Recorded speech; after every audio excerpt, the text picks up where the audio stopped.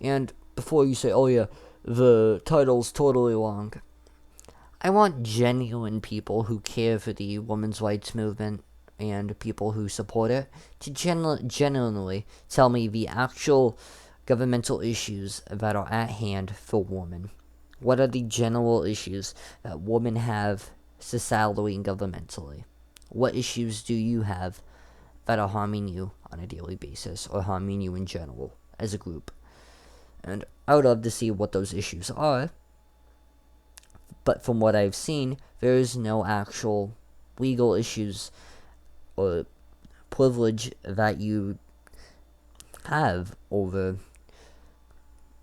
or privilege that you don't have, right? So, let's start here. So basically, let's go with the abortion argument.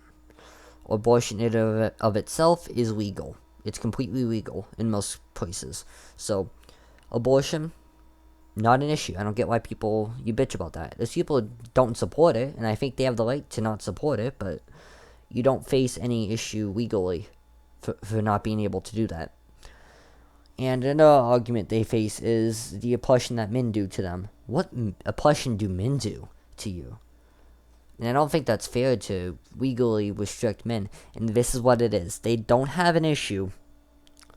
They don't have an issue with they have an issue with censoring themselves, right? If we censor them or we kind of limit them, oh fuck, it's like the end of the world. But they do it to us, no biggie. We're just toxic males. What's it to matter? And there's numerous amount of issues that governmentally affect men. There's very far and few in between issues that affect women. There are many societal issues and governmental issues that men face. There are very few that women face. We're being logical and factual here. Very few fucking issues women face on a governmental and societal level. Very few. Very few to the actual point, it's almost not even an issue.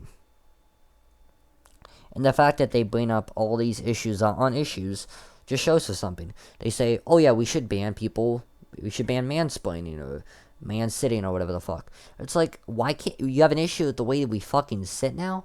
I mean, now you're just nitpicking. How's that oppressing you? It's not like there's actual video evidence of people making false rape claims about 50 times. No, it's not like that, no. You guys have so much oppression that you have to deal with, right?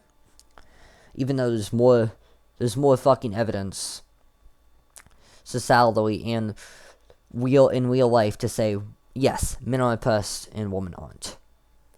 And you don't know why? Tell me a time women are expected to woman up. Let's go there. How many times do you hear that? Very rarely. And let's go with another fallacy or kind of argument that the women like to bring up. Oh yeah, abortion is kind of criticized. Yeah, it's criticized because it's murder, but that's not really an argument. Just because something's criticized doesn't make it restricted or legally oppressive to you, right? Because let's think about it this way. You're not legally restricted to do much. You could pretty much get away with murder. Actually, you have gotten away with murder. Not anyone in particular, but there are few cases where women have gotten away with way worse things that men would have got completely screwed over for.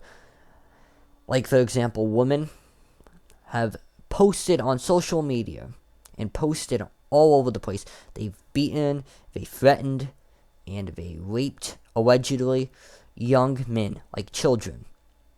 No claims or repercussions for these women who have legitimately admitted and shown to be doing these things. No repercussions. But for a man doing those same horrendous things, they get ostracized to no end. I'm not saying those things are right. I think they're completely wrong and should be illegal and charged fairly. But they're not charged fairly. Us men get higher sentencings for the same crimes that women do.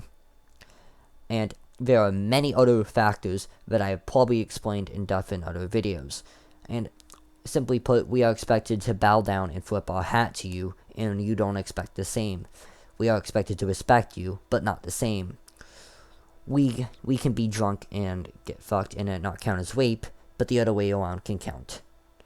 There's many other situations and things that make relationships and the general population of women not worth talking to. And I could also say the general population of men aren't worth talking to too, or just the general population of people in general. I'm more of a, what's the word? Mastranthropist. I think that's how you pronounce it. I generally just don't like people. And simplistically put, that is just the reasoning why. There is so much kind of codes and agendas that can be used against you in this day and era to jail you, just utterly destroy you careerly or financially. There's just so many ways that men are treated like shit nowadays, and I'm just done with it. I've been treated like shit myself a lot of the time because of, be it women or just people in general. I don't bother with it.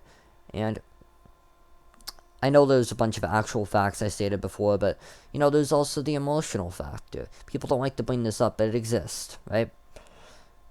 Most women don't have to deal with the societal repercussions or the societal restrictions or the societal expectations that are held by men. They don't have to deal with that. But they claim to be oppressed and us men to be privileged little brats. But this is just my little tangent on feminism and the cultural appropriation that men are facing at a societal level. Have a horrible day, and this is Bob74H signing off.